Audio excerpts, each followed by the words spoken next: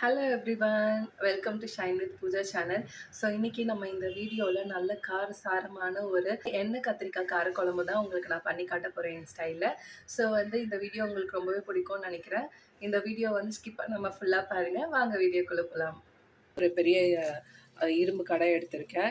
இதில் நான் முழு கத்திரிக்காவை இந்த மாதிரி 4 சைடாக கட் பண்ணி வச்சுருக்கேன்.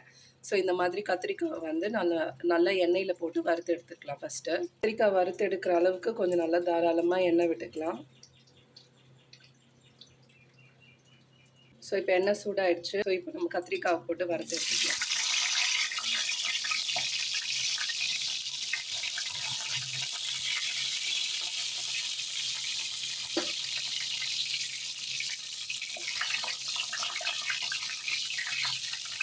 இப்போ கத்திரிக்காய் நல்லாவே வெந்து பொரிஞ்சு வந்துருச்சு.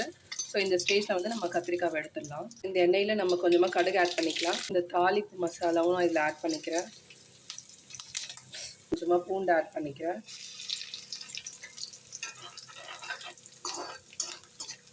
ஸோ இப்போ நான் இது கூட ஒரு பெரிய ஆனியன் ஆட் பண்ணிக்கிறேன்.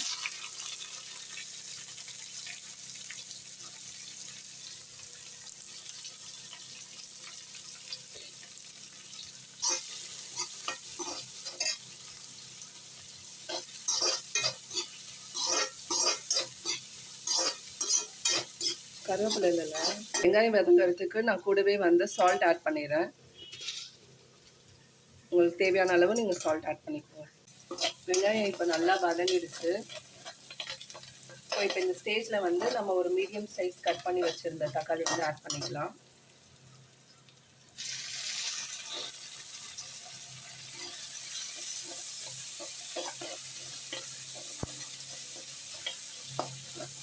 இப்போ தக்காளியும் வெங்காயமும் நல்லா வதங்கிடுச்சு. ஸோ இந்த ஸ்டேஜில் நம்ம லைக் இந்த பொரிச்சு எடுத்துருக்க கத்திரிக்காய் இதில் ஆட் பண்ணிவிட்டு நம்ம நல்லா போட்டு மிக்ஸ் பண்ணி விட்டுடலாம்.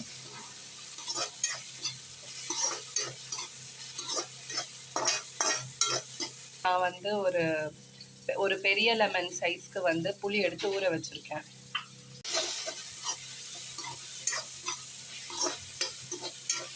நம்ம மஞ்சள்தூள் ஆட் பண்ணிக்கலாம். கூடவே குழம்பு மிளகாய் தூள். ஸோ உங்களோட காரத்துக்கு ஏற்ற அளவுக்கு நீங்கள் ஆட் பண்ணிக்கோங்க. நான் நார்மலாக ஒரு 3லேருந்து 4 ஸ்பூன் ஆட் பண்ணுவேன்.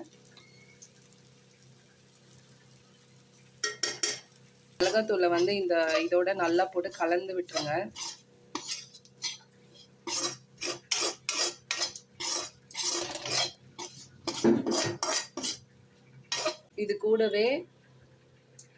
இது கூடவே கொஞ்சமாக ஃபஸ்ட்டு தண்ணி விட்டுருங்க. கொஞ்சமாக அந்த புளி தண்ணி நான் ஊற வச்சுருக்கேன்ல, அதுலேருந்தே கொஞ்சமாக தண்ணி விட்டு ஸோ வெறும் இந்த ஸ்டேஜில் நல்லா மிக்ஸ் பண்ணி விட்டுட்டு அந்த மசாலாஸ் எல்லாமே நல்லா சேரட்டும். இப்போ நல்லா கொஞ்சம் மசாலாஸ் எல்லாமே நல்லா குக் ஆகிடுச்சு. இப்போ இந்த ஸ்டேஜில் நான் இந்த பாத்திரம் அளவுக்கு புளி ஊற வச்சு எடுத்துருந்தேன் இல்லையா, அதில் லைக் ஃபுல்லாக முங்குற அளவுக்கு நல்லா தண்ணி விட்டுருங்க. பிசைஞ்சு லைக் புளி கரைசலில் நீங்கள் ஒரு ஹை ஃப்ளேமில் பாத்திரம் போட்டு க்ளோஸ் பண்ணி ஹை ஃப்ளேமில் விட்டுருங்க. அது நல்லா கொதிச்சு வரட்டும். ஸோ இப்போ பார்த்தீங்கன்னா நல்லா குழம்பு கொதிச்சுட்ருக்கு. எல்லாம் குழம்பு சுண்டட்டும். நல்லா சுண்டி அந்த வாட்டரி கன்சிஸ்டன்ஸ் எல்லாம் போய் நல்லா கொஞ்சம் திக்காகிற வரைக்கும் நீங்கள் அதை அப்படியே விட்டுருங்க. பார்த்தீங்கன்னா காரக்குழம்பு நல்லா சுண்டி வந்திருக்கு. நம்ம ரைஸோட சர்வ் பண்ண வேண்டியது தான்.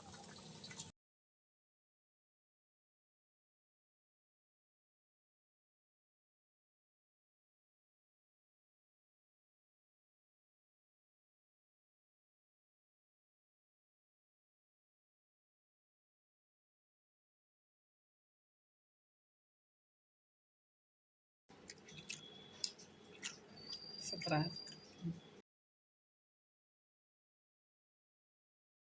உங்களுக்கு இந்த ரெசிபி பிடிச்சிருக்குன்னு நினைக்கிறேன். ஸோ இதே மாதிரி இன்னொரு சூப்பர்பான வீடியோவில் நான் உங்களை பார்க்குறேன். Until that, bye bye.